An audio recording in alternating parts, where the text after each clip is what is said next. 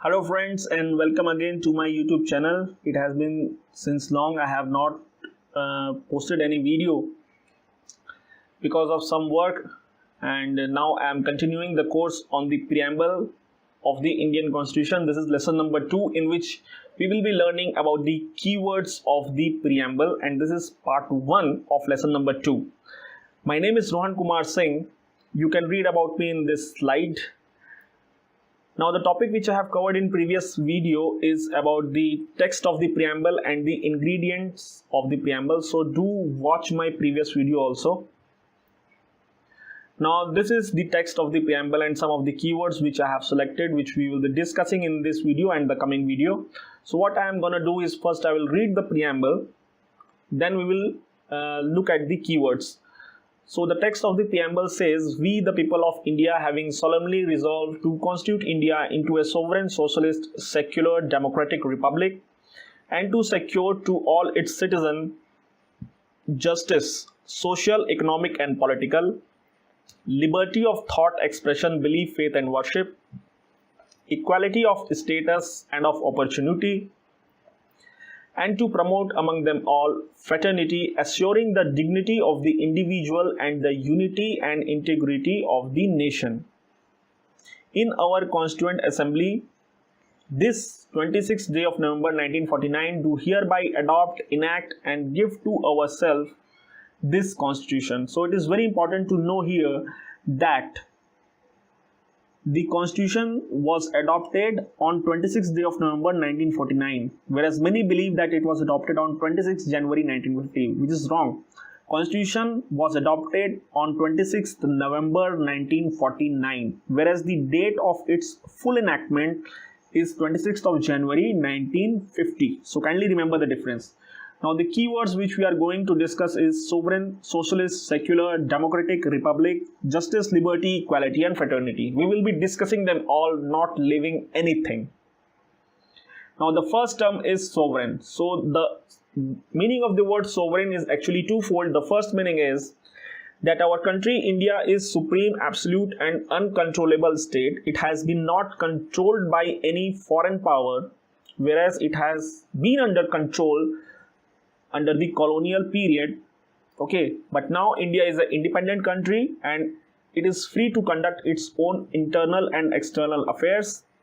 That's why India is a sovereign country. Next, India being a sovereign country can acquire a territory or cede a part of its territory in the favor of a foreign state. For example, after the independence of India, we have acquired certain territories which are not the part of our country just after the independence. For example, Puducherry, Goa, etc. These are some territories which we acquired after India got its independence. Now, what is the meaning of the term socialist? So, generally speaking, the meaning of the term socialist is the means of production and distribution of the economic things. It largely remains in the hand of the state, that is the government of that particular country. Now socialist states are also of two types. The first is democratic socialist and another is communist socialist. In a democratic socialist state, there is a mixed economy where the private firms and the government firms, they coexist. The government, what largely do is it regulates and monitors the economy, but the means of production and distribution remains distributed equally among the state firms and the private firms. Okay. Democratic socialism. What is the aim of democratic socialism? Its aims are to end poverty, to end ignorance, to end disease and the inequality of opportunity, so that there is a wider distribution of the economic means of livelihood. Some theorists believe that Indian socialism is a blend of Gandhian and Marxist socialism. So Mahatma Gandhi and Karl Marx, they are the two most prominent philosophers, social philosophers of their time, and they said that Indian socialism is a blend of Gandhian and Marxist socialism. Many theorists believe that. Now it is also important to know here that socialist word, that particular word has been added in the preamble by 42nd Constitutional Amendment Act 1976. That means originally it was not there in the preamble. Later it was added by 42nd Constitutional Amendment Act 1976. So please do remember that. Now what is the meaning of the term secular? So secular too was originally not there. This particular term was originally not there in the preamble. Later it was added also by 42nd Constitutional Amendment Act of 1976. So the term secular actually means there is no relation between the state or the government and the religion. Okay. For example, there are some state which recognizes a particular religion as the religion of the state. For example, if we talk about the neighborhood of India, the country Pakistan, they take Islam as the religion of the state. Nepal, they take Hinduism as the religion of the state. Sri Lanka, they take Buddhism as the religion of the state. Okay, so they recognizes a particular religion as the religion of the state. Whereas in case of India, it is a multi-religious country where there are followers of many religion. Okay, so what India does, it adopts the positive concept of secularism, which means the state extend equal opportunity and equal support to all the religion irrespective of their status and their strength. Okay, so this is the meaning of the term secular in the context of India. Now the meaning of the term democratic. So democracy simply means rule by the people, for the people. Okay, rule by the people, for the people. This is the meaning of the term democracy in a layman terms. So democracy is actually of two types. The first is direct democracy and another one is indirect democracy. In direct democracy, the political exercise, or we can say the people exercise the power directly. For example, there are some states in United States of America and in the Switzerland where the direct democracy has been exercised by the instruments of plebiscite, recall, initiative, referendum. These are some of the instruments via which direct democracy has been exercised in some parts of the world. Okay, so we will be reading about this instrument in a separate video.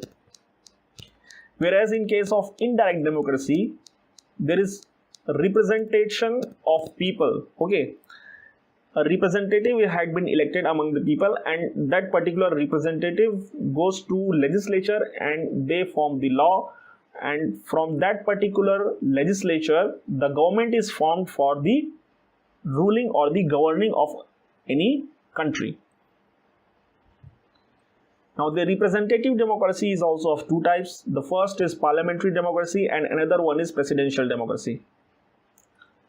In parliamentary democracy, the legislature is the executive is responsible towards the legislature for any policy or any kind of action the executive takes. They are responsible towards the legislature.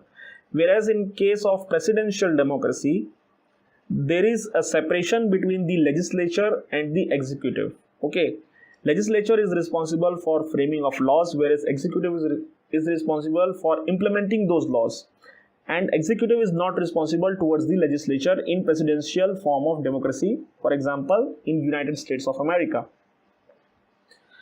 Now the term democracy in the preamble, it actually means social and economic democracy.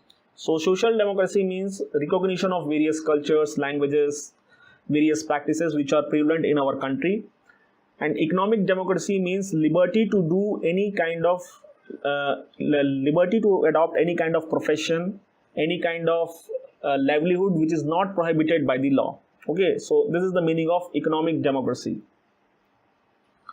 Now the term republic. In the context of India, the term republic means the elected head of our country is the president. Okay, that means the president is elected by the people. Although the president in India is not directly elected, it has been elected indirectly, but yet the head of our country is an elected person. Vesting of political sovereignty in the people. That means people are empowered to elect a person who is the head of the country, and any person can become the head of our country, obviously there are some criteria which that person has to fulfill, but still there is no hereditary monarch or no king or queen in our country, and there are absence of any privileged classes. So the term republic actually means the head of our country is a elected person.